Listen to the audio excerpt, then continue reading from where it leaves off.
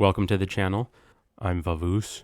So what we have for you today is our video on the creation of our first game, Flappy Dragon.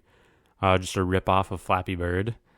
I guess I'm going to just go over all the whole purpose of this channel, which is for us to basically document and show us growing and learning how to make games. And when we are confident that what we understand is correct, we'll probably make tutorials to help you make your own video games, specifically for Unreal Engine. But if things, there are a lot of things that cross over into other engines. So like 3D modeling is not really engine specific. It's just asset specific, and then the asset just gets moved into whatever engine. And it seems like they all pretty much take the same assets in, unless like you're doing something 2D versus 3D. So I do have to admit, I forgot to start recording pretty much anything until we were already a good quarter of the way into this game. But right now, basically, I'm just trying to set up the whole score system and keep track of at this point, it might have been seconds, but we get to tracking how many pillars you go past. And yeah, right here, we're just setting up the pillars, or actually stalagmites, and setting up their spawn location, trying to figure all that out. I ran into kind of some problems with collision. It was a little bit weird. When you import an asset into Unreal Engine, it just kind of guesstimates, a good collision volume for you. And usually it's pretty good, but in a situation like this where you're trying to fit through a tight gap, you want to make sure the collision is set really nice, so the person doesn't get mad if you technically collide something, but it doesn't look like you collided it. And then here I'm trying to set the location for your X and your Y so that you actually stay in place and let you only move up and down in the Z. Otherwise, you just kind of fly off the map. And now I'm setting it up so that as you go along and get more score, the stalagmites spawn a little bit closer to each other. So that makes it just a little bit harder over time, make you more likely to fail.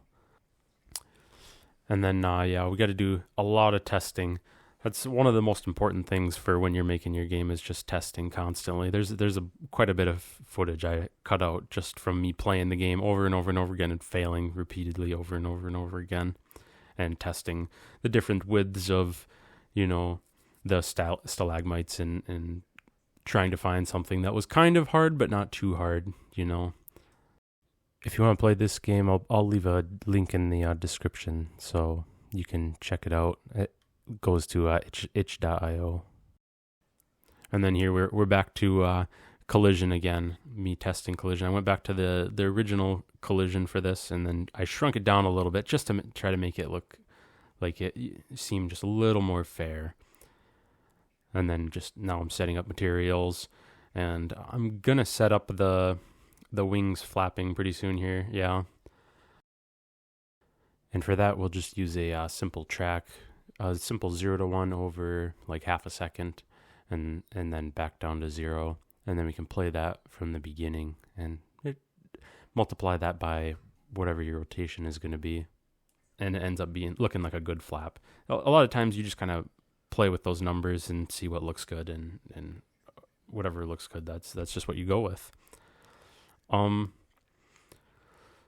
So now I'm making a whole start screen.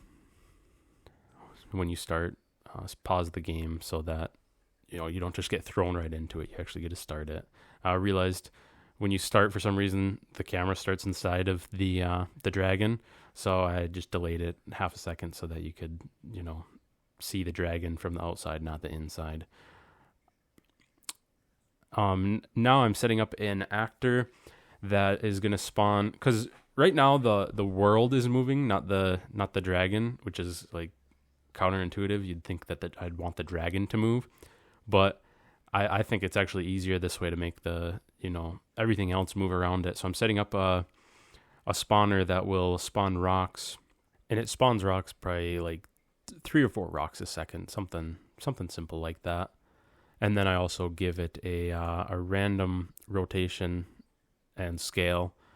Not a super big variance in scale, but just enough so that it looks like they're all different rocks. And then I spawn these in a C shape, so it's like half of a cave, and you can see inside as you're moving along. Again, if you want to test out this game and tell me what you like about it, what you don't like, you can go to itch.io, and the link is in the description.